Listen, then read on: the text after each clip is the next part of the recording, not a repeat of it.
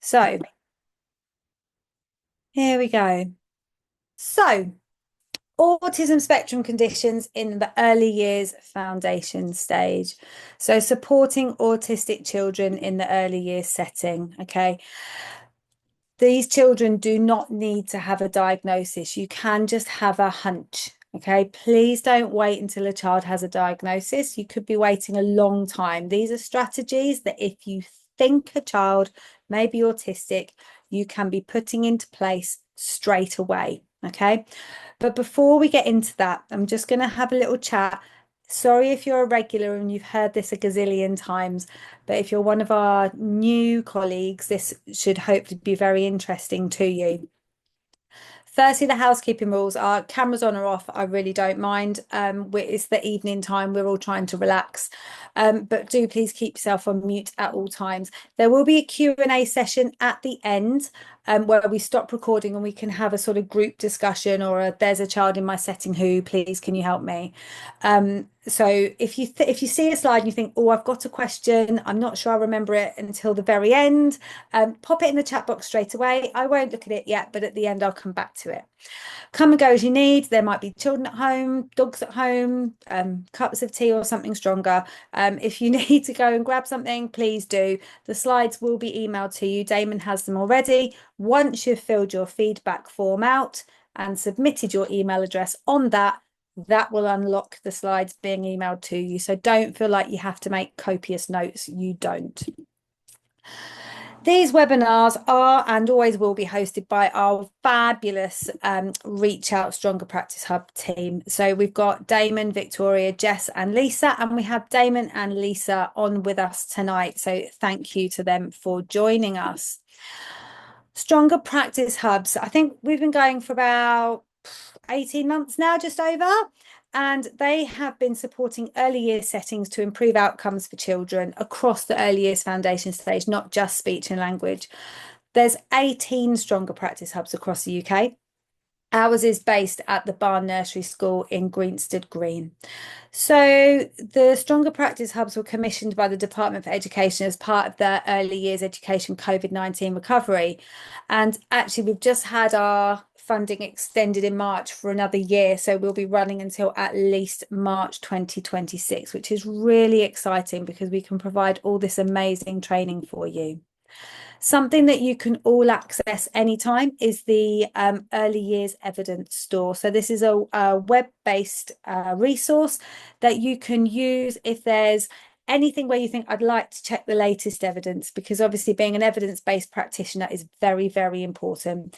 If you're a new practitioner, obviously you're getting all of your knowledge for the first time, but being a more experienced practitioner, sometimes you can fall into habits, can't you, if this is the way I've always done it.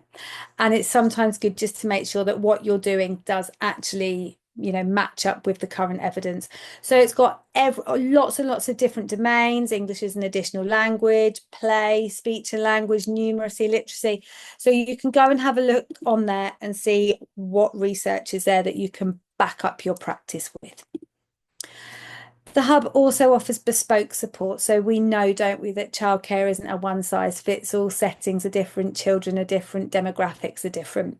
And actually, if you see what's on offer and think, I could do with something really targeted to this particular thing, then actually the Stronger Practice Hub will be able to put something together for you. So please do get in touch with them if you think there's some aspect of training that you would like.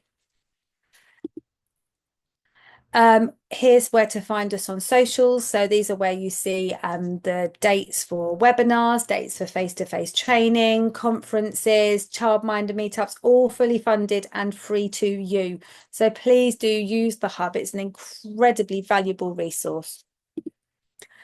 All right, so here we go. This is the bit that you've all actually signed up for.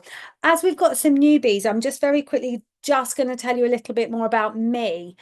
Many of you know me already, but for those of you who don't, I'm Becky and I've been a speech and language therapist for 20 years this year, which just doesn't, it's not right. It's not okay because I'm not that old, obviously, and it's not good, but it's good. So I have been working with children with autism and ADHD as well as children with general speech and language difficulties and deafness.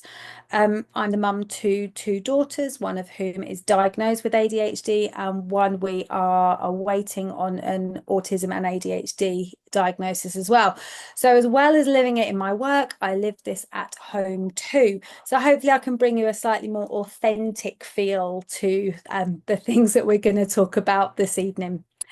So let's kick off with naming conventions. Now, this was in the part one of this presentation that we did back in March, but I wanted to pull it forward just to remind everybody.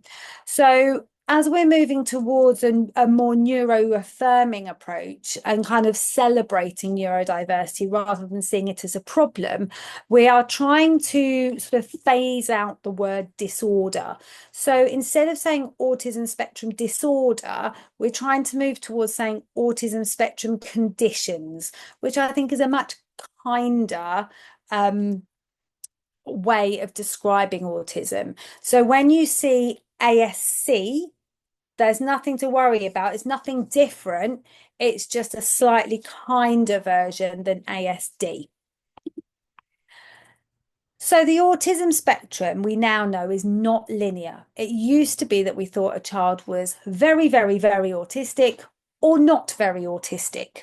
But actually, that's not the case. What we're seeing now is a far more multifaceted presentation with our autistic children. They may be really, really good socially, but have really a hard time regulating their emotions.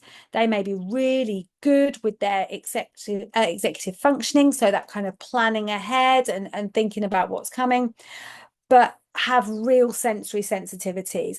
It's a real mixed bag of things that kind of come together to form an autistic child's presentation. Again, we're moving away from terms like high or low functioning. Now we tend to use high support need or low support need.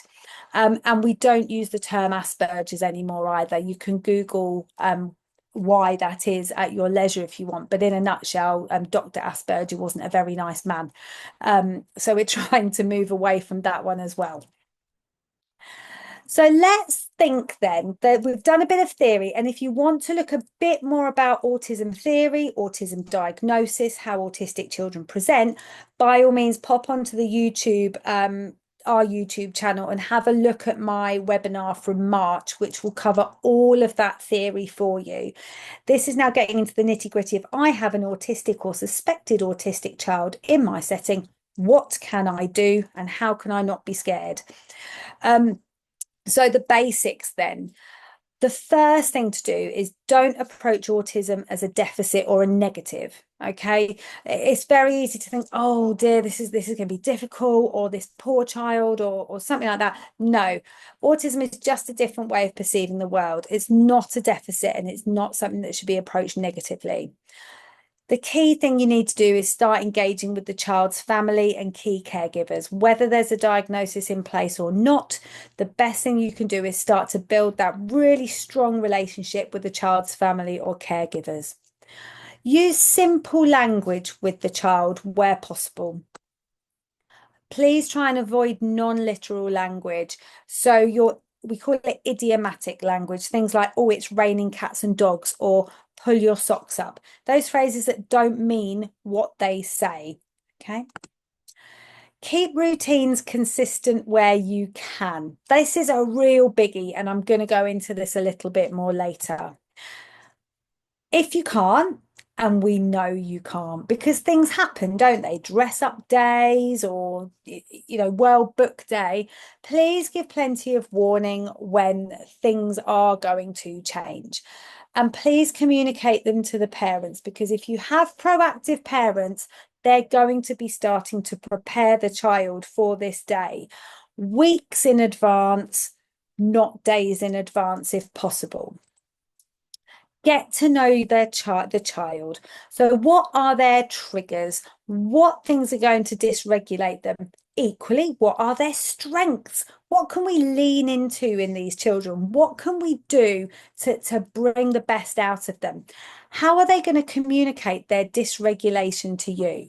So I've got a little badge that I wear on my lanyard when I'm doing visiting that says all behavior is a communication. And I think that's really, really important. Children aren't behaving in a different way just to annoy you. They're doing it to communicate something. And we have to be detectives and try and work out what they are trying to communicate to us. So why is getting to know the child important? And my next few slides I have taken from a fantastic social media account called NeuroWild. NeuroWild is a lady, I believe, called Emma, who is a speech and language therapist who is diagnosed with ADHD and autism, I believe, as well. And she just makes the most gorgeous illustrations that really, really resonate with a lot of people. And this really resonated with me. So let's imagine all our children in our settings are plants. Okay, so each plant is different. So what works for one particular plant doesn't work for another kind of plant. If you think you've got plant A when you actually have plant B, you might actually be doing things that are going to harm it, even if it's with the best will in the world, and even if you think you're looking after it. So the more you know about your little plant, the better you can help it thrive. And I love that analogy. And I used it with one of my neurodivergent children that I worked with the other day. She's 12 and she said, "Oh, I reckon I'm a cactus." And I thought, wow, you're not prickly, but I see what you mean. And it actually resonated with her that the things that she needs to maintain her kind of calmness are different to what other people may do. And it really resonated with young people as well. So, firstly, let's think about your setting. Let's think about the sensory considerations in your environment. So, autistic children or neurodivergent children might well be overwhelmed if there's a chaotic entry and exit point. They might be overwhelmed if there's bright lighting, strong smells, loud, unexpected noises, particular foods, or too much input at once and they get overloaded. So you'll be impressed. I generated this image on ChatGPT because I couldn't find an image that I really, really wanted. And I actually used AI for this one. And I'm a bit proud of myself. I went a little bit out of my comfort zone. And I got this and I thought, yeah, this sums up what we're thinking. So this does look like a sort of nursery setting rather than childminders, but childminders think about the similarities. So we've got a busy kind of entrance place where there's going to be some background chatter. So there's going to be some auditory input going on. We've got lots of busy displays here, so there's going to be lots of visual input going on, lots of visual overwhelm.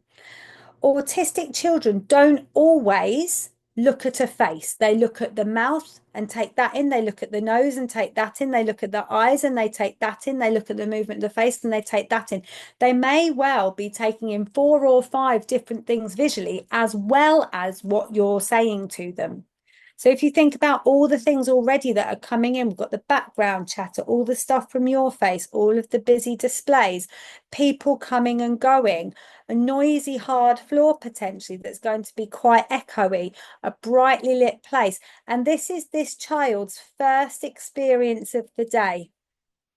So I just want you to think about that. If this child is easily overwhelmed and this is their first experience of the day, how can you mitigate for that? Is there another entrance they can use just themselves?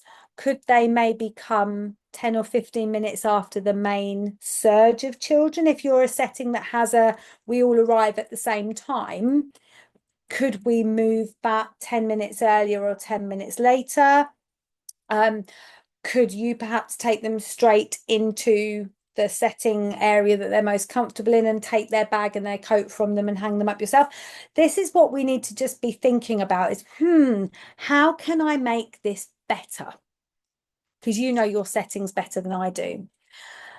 Creating a quiet area is really, really, really useful with reduced sensory stimulation. Now, this can either be a sensory tent, so just a little tent, a little black tent where a child can just go and sit. Weighted blankets are brilliant. Weighted blankets, if you haven't used them, can make a child feel really hugged and safe and calm. Ear defenders, if they like to use ear defenders, sensory tools or fidgets. Now, I know it's absolutely impossible to remove all stimuli from your setting. You can't do it. You can't do it at all. But reducing it and pulling it down can make a really, really big difference. It's like for me, if the phone rings and I need to take a phone call, I make sure I've turned the TV off so that there's just one less competing thing while I'm on the phone. I'm not going to stop the family walking around. I'm not going to stop the dog jumping up at me necessarily. But if I can just take one thing away, it just helps just to keep me calm and regulated. Visuals are really, really important for children with autism spectrum conditions. So many children find comfort in knowing what's happening, okay? And they find changes to the routine or the environment challenging. And this is the same with my youngest daughter. So when she was at nursery and got upset, most caregivers would try and give her a hug. And as they got used to her going, I don't really want to be touched, thank you very much, they realized that actually the best way to calm her was to go, okay, we're going to go out in the garden now, and then it's lunchtime, and then we're going to play in the sand, and then it's snack time, and then you're going home. And actually, her biggest calm was to know what the plan was.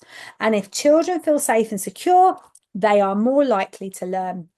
So I'm going to go through some of the visuals that you might want to pop up in your settings. So the different kinds of visual supports that you can have are that visual schedule. So like a visual timetable of what's coming up now. And I think if you do use one of these, they're fantastic, but don't forget to take away the thing that's been finished and pop it in a box so that it's current. Okay, so that the thing that is happening now is the thing that's top of the list. Visual timers are really, really important. And I was working with an autistic little lad in year 1 the other day.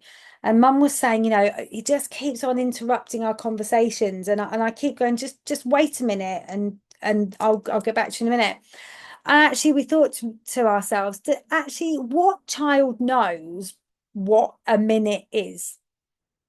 If you give them something visual to count that down, it can be really, really powerful for a child because they can see exactly how long either the activity is going to go on for, or until they have to transition to the next thing, or how long they have to wait, anything like that. So whenever you're trying to go, oh, that will happen in 5 minutes, that will happen in 15 minutes, try and back it up with some kind of timer, because that will really help a child to be able to regulate themselves because they know exactly how long they have to wait. Emotions are, it's a real basic human right to be able to let somebody know how we're feeling. So being able, for a child to be able to even just go and sort of touch the picture of how they're feeling can be really powerful again for them to be able to do. You may have a child who can't do that yet, but that's no reason not to start modeling these things. Choice boards can be helpful as well, so that a child can point to the thing that they want. First and then boards, again, it's kind of like a smaller version of the visual timetable. And then transition cards as well to help a child to know exactly, what's coming and when, because a lot of autistic children struggle with transitioning. Becky, can I just interrupt quick? There's been a question in the chat. Just says, what age would you start using visuals? Oh, from small. There's absolutely no reason not to start from very, very little. Because actually they're we have visuals all around us, and hopefully actually the next couple of slides might help you to see how that's going to tie in. But I would say don't wait until the preschool room if you're a setting with rooms. Go from very small, maybe not your baby rooms, but I would say from 12 months perhaps. But yeah, don't be afraid to put them in as early as you want. Reasons to love, thank you, Damon. Reasons to use visuals then. Visuals are great because they can be referred back to. How many times have you gone, what did they say? What was coming next? what was that going to be? They said garden, and then they said snack, and then they said, if the visual timetable is there, you can check yourself. Okay. So yeah, it remains constant long after the words have disappeared. You've always got that. And with that comes security, and with that comes more ability to learn. It allows for slower processing. Words come in quickly. And actually, if we do need a little bit of time to help us, those visuals can really, really help for children who have a slower processing. And that could be for a not neurodiversity related speech and language issue. It could be for EAL, it could be for a hearing loss. So any reason for slow processing, this can really help. Visuals help to prepare for a transition. They support all students learning for the reasons that I've just said. Visual schedules promote independence because children actually know what comes next, so they can start to move towards it when they feel ready. These are transferable between home and school. So again, if you have a child who is neurodivergent and the parents are like, oh, I'm having real trouble when it comes away from playtime, and then we have to do bath time, and then we have to do bedtime, and you find that a visual schedule works really, really well in your setting, a parent can absolutely do the same thing at home. They clearly show what is expected, which again, for those preschool children is important because they're going to have a greater degree of independence at school, and they reduce anxiety. So children who are neurodivergent, they like to know what's coming. And if they don't, the anxiety builds. And if anxiety builds, you've got a bigger chance of some dysregulation coming up. Other considerations when you're using visuals is to use spoken language as well. So they're to help, they're an aid to understanding spoken language, not a substitute. So when I start to work with children who I either use some kind of PECS, so a picture exchange system, or a communication board, or even signing, because that's a visual too, Makaton, parents say to me, yeah, but isn't that going to stop them from talking? No, because you speak along with it. And it really helps a child to see that that symbol relates to this action and it goes with this word. And then very often, not always, but very often, children will springboard into spoken language and then not need the visuals anymore. Use a variety of different things. Don't just stick to one. So use lots of the different ones that I've just shown you. Keep them accessible. So they're bi-directional. So you can use it to help a child to understand what's going on, but they can also use it to point to what they want to communicate to you. So actually some of these visuals act like a child's voice, and you need to think to yourself, would I ever sellotape up a child's mouth so they couldn't speak, or take their voice away for any reason? No, I wouldn't. So all of these things need to be accessible for children to use all the time. Give the child plenty of time to process, particularly in the early days. Persevere. These may and probably will take time to embed, so don't give up. I have it where I go into a setting and they've given it a week and they go, no, that didn't work. It can take months for these things to work. And you need to think as well, like I've said, even if it's not yet benefiting the child who you've got in mind, I absolutely guarantee it will be helping some of your other children in setting. And actually, if you start to use them and then you take them away, you're then going to, wibble some of the other children who may have got used to them and may be thinking, quite like this is good. So as I've said, visuals last long after the word has disappeared. So they help everyone. So just bear that in mind. And we all use visuals. So we all use a shopping list, don't we? Or diaries and calendars to remind us what's going on, even as adults. So I think it's only fair that we let children use them as well. And actually, I really like this next example. So there's an amazing speech and language therapist called Mrs. Speechy P, who has been diagnosed as autistic. She's American. She's wonderful. And she showed me, or she showed me, she showed everybody on her socials. I'm not special. She showed everybody on her socials this visual kind of schedule that she made for her son, who is also neurodivergent. And actually, you can just do it on your phone. It doesn't have to be sophisticated. It can just be something that you pop on your notes. If you think, oh, crikey, I know a lot of you actually listen with a sort of second ear to about your own children. So this is a really good one, particularly for those slightly older children. So it can be super, super simple. So we know not everything can be the same. There are going to be common changes that take place in your setting that may kick off some anxiety. So dress up days are really, really tricky, and they're going to be tricky for an autistic child as they go up the school. So again, my daughter really, really hates dress up days.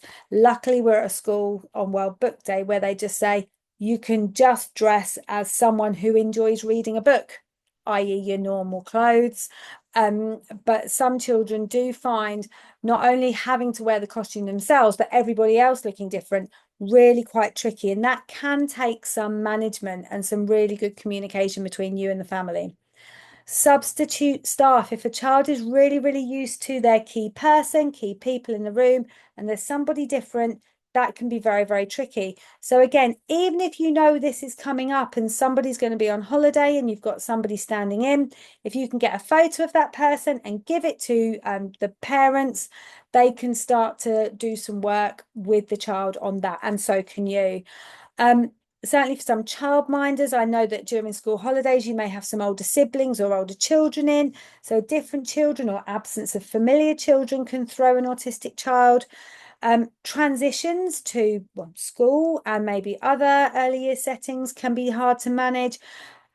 Rain. So when your outdoor play has to go by the wayside because of the weather, there can be trips, parties or birthdays, visitors. All of these things can be really, really unsettling to an autistic child. So you can't stop that from happening, but your responsibility is to think, what can I put in place that might just make this easier? Spoiler, there may be nothing, but if you can try and think of something that could be really, really, game changing. There can be some really subtle environmental changes that I don't think we often think about. So even just changing a display, or perhaps if you childmind in your home, rearranging the furniture, perhaps if you're in a nursery setting and yeah, you rearrange the room one weekend, so it's a brand new, spankingly differently laid out room on a Monday, this can be really upsetting for an autistic child. Again, a familiar child being away or a new child starting, unexpected sounds, even things like getting new glasses, or if you're a man, you've grown a beard, or you've got a haircut, or you've changed your hair color, all of these things. And I'm not suggesting you never change glasses and never dye your hair, but we need to just think about how we can explain that to children to make them, reduce that anxiety. I want to talk a little bit now quickly about stimming, because stimming is something that can make people feel a bit uncomfortable, and there's really no reason. So, stimming is basically an abbreviation for self-stimulating actions. So, we talk a lot about autistic children who spin, autistic children who flap their hands, autistic people who jump. And these actions help neurodivergent children stay regulated. We absolutely should not be stopping these behaviours unless they are harmful. But actually, a lot of us stim a lot of the time. So I remember being told off when I was training as a speech and language therapist, because I was taking a case history for an elderly gentleman, and I was just twiddling with my engagement ring at the time. And I was marked down because I didn't look like I was paying enough attention. Actually, that was sort of calming me down, regulating me, focusing me in. And hopefully 20 years on, that wouldn't be an issue. So I think we need to really think about stimming and how we can be more accepting of it. Stimming can be tactile, so it can be rubbing things. So again, my daughter will rub the seam of my t-shirt or whatever I'm wearing. It can be things like licking and kissing, so you've got to watch out for that kind of mouthing behavior. um, Teeth grinding is quite common. It can be auditory, so putting sound making objects to your ears, repeating preferred sounds. If you've ever had a child who's got a little electronic toy and presses the same button each time because they like the sound, that can be a form of stimming. Visual stimming. Children like to look at lights, or they may hold items up really, really, really close to their eyes as if they're examining them. A lot like to look out the corner of their eye instead of out the front of their eyes. Smelling, so our olfactory senses as well. They might enjoy some unusual smells. The vestibular ones like jumping, rocking, spinning, and pacing. And also we call it proprioceptive stimming, so seeking pressure, and that's where these weighted blankets can come in really, really handy. And there can be a combination as well. You may find some autistic children enjoy how certain sounds feel when they're making them, so like a kind of growly sound because you can feel it. So really just have a look at a child's behavior and think, okay, could this be a stim, and is it making them regulated? Is it hurting anybody else? If not, then let them get on with it. It used to be that we would say quiet hands if a child was flapping their hands, and that's absolutely not okay now. Absolutely not okay. So this visual is one for you to look at maybe when you get the slides, about all of the different things that you may see that actually is a stim. And this is by another fantastic social media creator, Molly's ADHD Mayhem, and I think she's one to follow as well. So again, Mrs. Speechy P has done a little article on stimming, and she said, you know, we're not going to stop kids from stimming anymore, even if it looks unusual, even when we're worried that people will say, oh, what will people think about this? We've got to try and educate. This is how children focus. This is how they're showing they're excited. This is how they're regulating their emotions. There's absolutely no shame in stimming. But if we act like it's a bad thing, kids then feel bad for doing things that make them feel good. And why would you do that? Why would you do that? Just to kind of conform with the old societal norms. So moving on from stimming, because this is a very quick whistle stop tour and I've already sort of gone over time in terms of presentation, but I wanted to pack in as much as I could. Mrs. Speechy P, who has given me permission to use her slides on these webinars, has done a great series on autistic play, because I know as well you may see children in your setting playing in a very different way to neurotypical children. And again, you can be tempted to go, oh, don't do it like that, do it like this. But I want to do a little bit on autistic play. Play may be sensory based for autistic children. It might be movement based, which might be tricky for you, like running, jumping, spinning, crashing. It may be to help them sort of get visual enjoyment. So they often get eye level with toys. You can see them right on the floor with their toys and moving the cars back and forward, right down at eye level. They enjoy watching things spin. They enjoy brightly coloured toys. They may be doing that thing I've talked about where they're hitting the same button again and again and again to hear the same sound. They may enjoy textures. They may absolutely hate them. That's one that's a kind of a bit Marmite. They may mouth items and smell items as well. So that might be one that you might need to just, again, you could perhaps have a set of toys that they enjoy to mouth that is theirs, rather than sort of in the mix with the others if hygiene is something that you're rightly concerned about. But you just need to think, well, how can I not take this away from this child, but how can I make this setting friendly? Playing with others might look different. Autistic children mostly do prefer to play alone most of the time, or with familiar people. They prefer only certain games and toys with other people. They prefer parallel play, so playing alongside you rather than playing interactively often. And very often they need to have a familiar adult to lead or follow the directions. A lot of children will reenact what they've seen other people do, or what they've seen in the media, you know, on YouTube or on the telly. They'll create play routines about things that they've seen their parents do or their therapists do. So very often I will see a child play with something that I've played with them in the therapy, go, let's put this piece in here. And I'm like, oh, that sounds like me. So they were very clued in on copying exactly how they've been taught it. They will imitate play and scenarios from TV shows or movies or YouTube videos. It can be a really close imitation, or it might be a little bit looser depending on the profile of that autistic child. A lot of autistic children have a plan, and this plan absolutely has to be correct. Otherwise, it's just awful for them. And you know that this is where it can cause real conflict with the children who do like to interact with people, but also like it exactly how they like it.